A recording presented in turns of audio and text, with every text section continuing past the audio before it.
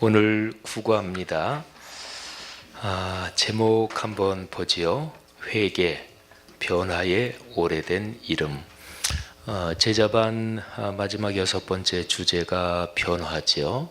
그런데 그 변화를 다른 말로 바꾸면 회개라고 할 수 있는데, 모든 종류의 변화 중에서 가장 철저한 그리고 가장 근원적인 변화, 그거를 성경은 회개라고 이야기를 합니다. 자, 한 장 넘겨서 오늘의 말씀 연구 한번 보죠. 우리나라 사람들에게 아주 잘 알려진 이 문장을 아실 겁니다. 나는 아직도 배가 고프다. 누가 한 말인가요? 어느 가난한 사람 말인가요? 우리나라 축구팀을 세계 4강에 올려놓은 히딩크 감독의 말이죠. 벌써 한참 오래됐네요. 2002 한일 월드컵이니까 벌써 15년이나 지났어요. 히딩크 감독은 자신이 이끄는 팀이 최고점이 아직 미래에 있다고 믿었습니다. 그런 믿음을 선수들에게 불어넣었습니다. 그런 믿음이 선수들을 움직였습니다. 응원하는 사람들도 그런 감성에 전염되었습니다. 그때 참 진짜 대단했어요. 여기 여성분들 중에서도 축구 좋아하시는 분들이 있죠. 근데 그때 당시는 축구 팬들은 물론이고 전 국민적으로 우리가 올림픽, 그러니까 월드컵 4강까지 올라가는 것에 대해서 아주 열광들을 했죠. 그리고 문화 역사적으로, 우리나라 역사적으로는 2002 한일 월드컵, 그때의 그 젊은이들이 지금까지 내려오던 세대들하고는 새로운 세대다, 이렇게까지 문화사적으로 규정까지 하고 아주 큰 사건입니다. 자, 다음 문장을 생각해 보세요. 내 삶의 전성기는 아직 오지 않았다. 성경에서 가르치는 기독교 신앙을 아주 쉽고 간단하게 표현한 말입니다. 성경은 그리스도인의 삶의 전성기는 앞에 있다고 가르칩니다. 로마서 8장 18절 말씀을 보십시오. 자, 한 절 같이 읽겠습니다. 생각하건대 현재의 고난은 장차 우리에게 나타날 영광과 비교할 수 없도다. 아멘. 아주 유명한 말씀이죠. 현재보다 미래가 더 나아진다 하는 내용입니다. 그런데요, 아무에게나 그렇게 되는 것은 아닙니다. 아무렇게나 살아도 저절로 나중이 더 좋아진다, 그런 얘기는 아닙니다. 지금 내 삶의 부정적인 것을 바꿔 고쳐서 오늘보다는 내일이, 내일보다는 모레가 더 아름다워져야 합니다. 갈수록 좋아질 것이라는 굳센 믿음을 갖고 내 온 삶을 들여서 그렇게 결단하고 노력해야 합니다. 지금 내 삶을 바꾸는 것, 그것도 완전하게 바꾸는 것, 그걸 표현하는 성경의 용어가 회개입니다. 헬라어로 메타노이아 이렇게 발음하는데, 가던 길을 완전히 바꾸어 반대 방향으로 가는 것을 말합니다. 그러니까 180도 바뀌는 거니까 이것보다 더 큰 변화가 어디 있겠어요? 또 회개를 다른 말로 내가 죽는 것, 나는 죽고 그리스도가 사는 것, 이렇게 얘기하니까 사람이 무엇을 표현할 때 죽는다, 산다, 생사가 이게 연관이 되면 그것처럼 더 중대한 문제가 없지요. 회개는 사실은 그런 것과 연관되는 것입니다. 일반적으로 쓰는 변화, 이런 용어를 성경은 아주 오래전부터 가르치고 있습니다. 표현은 다릅니다. 그러나 뜻은 같습니다. 그게 회개입니다. 말하자면 회개는 변화의 오래된 이름이라고 할 수 있습니다. 자, 기독교 교회 역사에서 최초의 설교, 기독교는 사회 현상적으로는 2000년이 됐어요. 예수께서 부활 승천하시고 나서 사도행전 2장에 기록된 오순절 성령 강림 사건, 그때 교회가 탄생한 거니까 2000년이죠. 사회 현상적으로 그렇다는 얘기죠. 그런데 신앙의 의미로 보면 기독교 신앙은 태초 이래부터 계속되어 온 거지만 말이죠. 근데 어쨌든 현상적으로 2000년 기독교 역사에서 제일 최초의 설교가 무엇인가? 그건 아주 흥미롭고 중대한 문제 아니겠어요? 근데 사도행전 2장에 보면 오순절에 성령이 강림하시고 그러면서 성령으로 충만한 베드로가 설교를 합니다.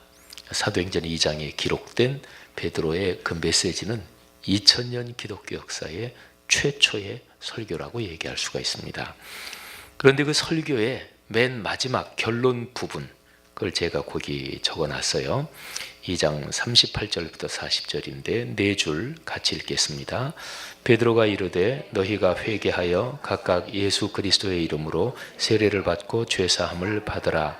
그리하면 성령의 선물을 받으리니 이 약속은 너희와 너희 자녀와 모든 먼 데 사람 곧 주 우리 하나님이 얼마든지 부르시는 자들에게 하신 것이라 하고 또 여러 말로 확증하며 권하여 이르되 너희가 이 패역한 세대에서 구원을 받으라 하니. 아멘. 결론 부분이에요. 회개라. 그래서 성령의 선물을 받고 구원을 받아라 하는 것입니다. 이걸 거꾸로 뒤집으면 회개하지 않으면 성령의 선물을 받지 못합니다. 또 회개하지 않으면 구원을 받지 못합니다 하는 얘기가 되죠. 기독교로에서 말씀하는 기독교 신앙에서 말하는 축복은요, 회개하고 뗄 수 없이 연결돼 있습니다. 회개, 이게 아주 중요한 거죠. 자, 그래서 거기 바로 설교 성경 본문이 2개가 있는데 하나가 사도행전 2장, 그건 지금 제가 바로 그 말씀을 설명드렸죠. 그리고 41절을 한번 볼까요? 41절, 42절, 73페이지. 그 말을 받은 사람들은, 그 말은 바로 그 40절까지 기록된 베드로의 설교를 말해요. 그 설교를 거부하지 않았어요. 받았어요. 예배에서 중심은 설교 시간이죠. 설교의 말씀을 거부하지 않고 받는 게 복입니다. 근데 그게 그렇게 간단하지는 않습니다. 예를 들어서 설교를 들으면서 설교 말씀을 거부한다, 그런 사람도 가끔은 있어요. 뭐 이게 그냥 에이 뭐 저래, 저건 아니지, 에이 무슨 설교를 저렇게 해, 이런 경우도 있어요. 그런 사람도. 근데 뭐 그런 사람이 그렇게 많겠어요. 근데 듣기는 듣는데, 그런데 적극적으로 마음을 열고 내가 그 말씀을 받아들이는 게 중요합니다. 그렇게 적극적으로 받아들이지 않는 거는 거부하는 겁니다.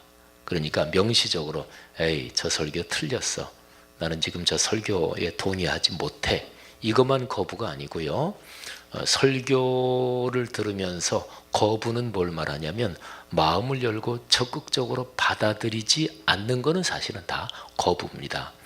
그러니까 여기에서 그 말을 받은 사람들, 이런 게 이제 그 말씀을 받고, 아까 마지막 메시지가 회개라 그랬잖아요. 그러니까 받고 회개하고 세례를 받은 그 사람들이 한 3,000명쯤 됐고요. 그리고 이제 중요한 게 42절, 그들이 사도의 가르침을 받아 서로 교제하고 떡을 떼며 오로지 기도하기를 힘쓰니라. 이 42절이 교회의 모습이거든요. 근데 42절 교회의 모습은 베이스가, 토대가 41절이에요. 그리고 40절까지 나온 그 설교 말씀이에요. 그러니까 교회 공동체는 회개하고 세례를 받고 성령의 충만함을 받고 구원받은 사람들의 모임이고, 그 사람들이 교회 생활하는 모습이 42절에 기록이 되어 있는 거죠. 그래서 교회 공동체는 언제나 회개하고 그리고 성령의 충만함을 받아 구원받은, 말하자면 새 사람이 된 그런 코이노니아, 코이노니아가 헬라어로 교제, 사귐이란 뜻이에요. 그런 사귐이 바로 교회 공동체의 성경적인 모습이다 하는 거죠. 자, 그 다음에 두 번째 본문 누가복음 19장.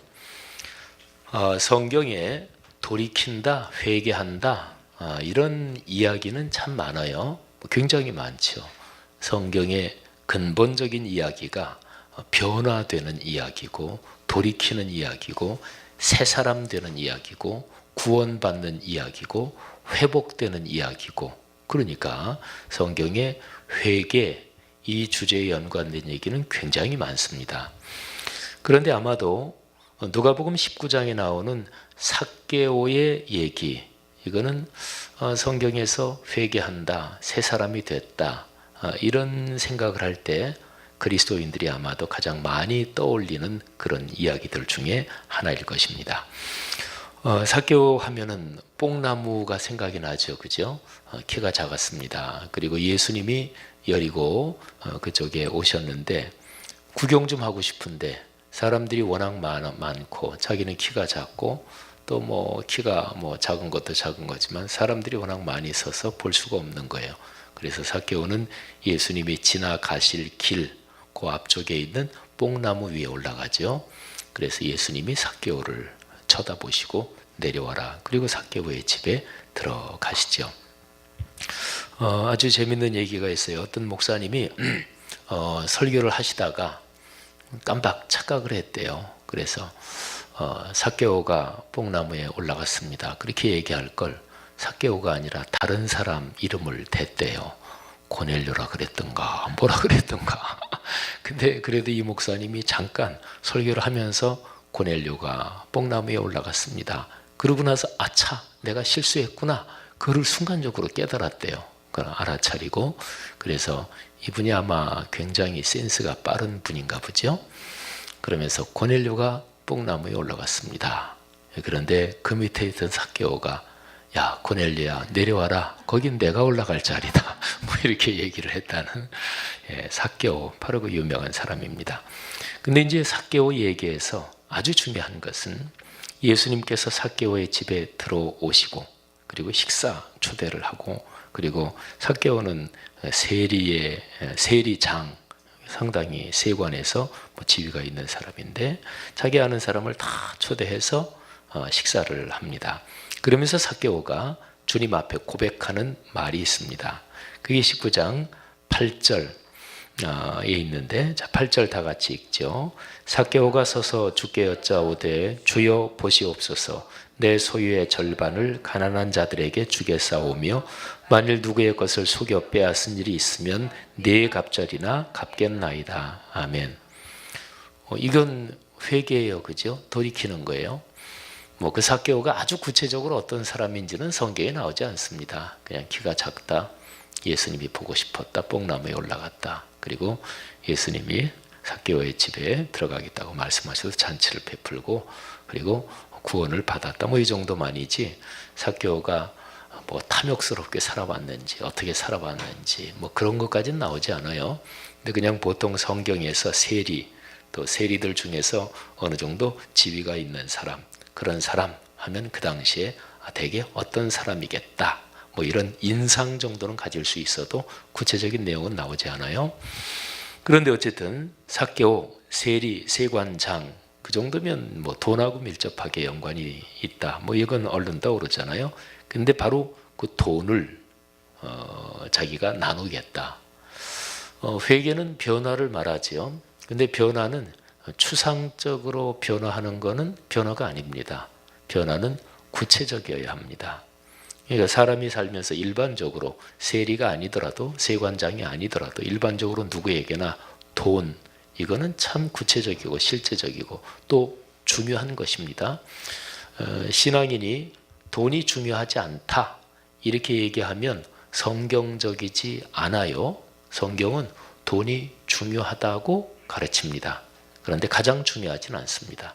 성경에 돈에 대한 얘기가 무지무지하게 많습니다. 구약부터 신약 이르기까지. 근데 당연하죠. 성경은 사람 살아가는 이야기인데 사람 살아갈 때 경제적인 면, 돈, 먹고 사는 거 그거는 사람 사는데 뺄 수 없잖아요. 그래서 성경적인 가르침으로 볼 때 경제 문제 그리고 돈, 물질 이거는 중요합니다. 근데 가장 중요하진 않죠. 어쨌든 돈은 경제 문제는 중요하다. 근데 그거 구체적이고 실제적인 그거를 자기의 전 재산의 절반을 가난한 자들에게 주겠다. 속여 빼앗은 것이 있으면 네 갑절로 제가 갚겠습니다. 이게 바로 회개입니다. 회개하면 구원을 받는다. 아까 베드로의 첫 번째 메시지에 있잖아요. 그러니까 바로 이어서 예수님께서 하시는 말씀이 9절 말씀에 있습니다. 9절, 10절 두 절을 같이 읽죠. 예수께서 이르시되 오늘 구원이 이 집에 이르렀으니 이 사람도 아브라함의 자손이미로다. 인자가 온 것은 잃어버린 자를 찾아 구원하려 함이니라. 아멘. 특별히 예수님이 삭개오도 아브라함의 자손이다 이렇게 말씀하신 까닭은 그 당시 유대인들은 로마 정부에 빌붙어서 세리 노릇을 하는 사람을 그 사람들은 유대인이 아니다. 유대인 그 언약의 공동체에서 제거 축출시켰습니다. 근데 예수님이 아니다. 이 사람이 또 아브라함의 자손이다. 바로 그런 상황을 염두에 두고 하신 말씀이죠. 회개에는 놀라운 축복이 따릅니다. 가장 커다란 축복, 구원, 그리고 구체적으로 삶을 살아가면서 지금보다 내일이, 내일보다는 모레가 더 좋아지는 복. 뭐 이것보다 더 좋은 게 어디 있겠어요, 그렇죠? 그런데 회개가 그렇게 쉽지는 않습니다. 자기 잘못을 인정해야 되기 때문에 그래요. 근데 회개가 무지무지하게 어렵지는 또 않습니다. 사실은 회개는 근본적으로 하나님과의 관계, 이게 근본이고, 그 다음에 다른 사람과 뭐 싸우거나 뭐 불화하거나 또는 피해를 끼치거나 그런 거 있으면 그것까지도 갚아야 되고 해결이 돼야 돼요. 하지만 더 근본적인 거는 하나님과의 관계예요. 그래서 신앙생활을 제대로 성경적으로 이렇게 훈련해 가면 회개는 그렇게 무지무지하게 어렵다 그런 것은 아닙니다. 근데 우리는 하나님 앞에 기도하면서도 늘 하나님 앞에만 있지 이거를 생각 안 하고 늘 세상 사는 그게 습관이 돼가지고 하나님 앞에서도 정직하지 못하고 이게 문제가 돼서 이게 어려운 듯이 보이는 거예요. 근데 생각해 보세요. 하나님 앞에서는 어차피 하나님이 나를 다 아셔요. 그잖아요. 다 아시니까 하나님 앞에서 그냥 다 있는 그대로 내려오면 돼요. 아유, 하나님 오늘 되게 자존심 상했어요. 저 지금 아주 신경질 나서 아주 못 견디겠어요. 그런 것도 그냥 하나님 앞에. 근데 되게 자존심 상한데 우리 다른 사람한테 자존심 상했다 그렇게 얘기하기 못하죠. 그죠? 얼마나 더 자존심 상해요. 그죠? 그래서 괜찮은 척. 근데 하나님 앞에서도 그런단 말이에요. 이게 기도 훈련이 제대로 안 되면 이게 그런 습관이 반복이 돼요. 근데 하나님 앞에서 그냥 하나님 저 지금 굉장히 초라해요. 뭐 그런 것도 초라하니까 하나님 앞에서라도 그렇게 얘기해야 이게 뭔가 풀리지 그잖아요. 그리고 뭐 여기 전부 다 여성분들이 다이네요. 신랑이 아주 비워 죽겠어요. 그 사람 오늘 가다가 어디 뭐 위에서 크게 다치지는 않고 뭐 하나 떨어져서 이마가 좀 깨졌으면 좋겠어요. 뭐 그런 것도 어쨌든 되게 미울 때가 있잖아요. 그죠? 뭐 심하게 공감이 가시는 모양이에요. 어쨌든 중요한 거는 뭐냐면 하나님 앞에 있을 때 내 자신을 그냥 다 솔직하게 드러내는. 근데 이게 말로 저도 지금 논리로 지금 얘기하는 건 간단한데 근데 실제로 그게 쉽진 않은데 근데 자꾸 그렇게 훈련하면 돼. 어차피 하나님이 다 아시니까. 그리고 너무나 이제 기도할 때 막 이제 말씀드리는 기도도 물론 있지만 그냥 가만히 내 자신을 열어놓고 주님께서 나를 살펴보시도록 그렇게 자꾸 훈련하면 회개가 그렇게 어렵거나 그러지도 않습니다. 그러면 마음의 평안이 찾아오기 시작하고 그리고 주님과의 관계가 이게 여기에서 기쁨을 느끼고 막 행복을 느끼면 이게 점점 중요해지니까 주님한테 인정받는 게 최고니까 그러니까 다른 사람과의 관계도 내가 변화된 말과 행동으로 대할 수가 있어요. 예를 들면 누구한테 굉장히 인정받는다. 그거 하나 때문에 다른 사람한테는 뭐 이 사람 한 사람에게 인정받기 위해서 무슨 짓이든지 다 하잖아요. 그죠? 예를 들어서 뭐 한 국가에서 대통령한테 인정받기 위해서는 뭐 세상에 바보도 되고 뭐 그냥 진짜로 아주 막가파식으로 행동도 하고 한 사람에게 인정받기 그 사람이 진짜로 중요해지면 그러면 그 사람에게 모든 게 맞춰지는 건데 하나님 나를 사랑하신 주님 그분과의 관계가 깊어지는 게 그래서 중요합니다. 근데 그분과의 관계가 깊어지고 그분의 가르침이 중심이 되면 그러면 그 사람의 삶은 점점 아름다워지고 행복해지기 시작하는 거죠. 회개는 바로 이게 초점입니다. 그런 훈련이 늘 이어지기를 주의 이름으로 권면합니다. 기도하겠습니다. 하나님 오늘 제자반 또 수요일 오전 시간에 모였습니다. 이 복된 여인들, 이 아름다운 사람들 걸어가는 삶이 회개에 담긴 아름다운 복 늘 이어지게 하옵소서. 이제 제자반 3학기 마지막 학기입니다. 이제 거의 막바지입니다. 하나님께서 이 귀한 분들 제자반이 이들의 평생 삶에 큰 복이 되게 하옵소서. 예수님 이름으로 축복하며 기도합니다. 아멘.